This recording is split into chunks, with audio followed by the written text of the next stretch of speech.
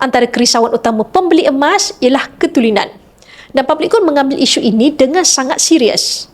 Pertama, setiap produk emas Public Gold disahkan tulen oleh Esaya Bertauliah Tuan Abdul Syukur Anwar, founder dan ketua Esaya bagi KL Asia Office Sdn Bhd dan juga naib presiden di Malaysia Gold Association.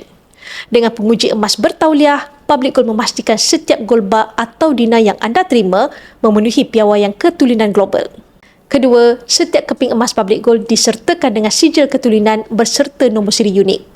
Ini bukan sekadar hiasan, tetapi bukti sah bahawa emas tersebut adalah tulen dan boleh dijejaki. Ketiga, Public Gold menyediakan perkhidmatan belian balik tanpa ujian semula selagi emas tersebut berada dalam keadaan asal dan tidak dibuka dari sil. Ini bukti keyakinan Public Gold terhadap produk sendiri. Bukan itu sahaja, untuk emas di Account Gap, walaupun anda tidak pegang emas fizikal, ketulinannya tetap dijamin. Stok emas di Account Gap disimpan di peti besi khas, diaudit setiap tahun dan diawasi oleh institusi berdaftar.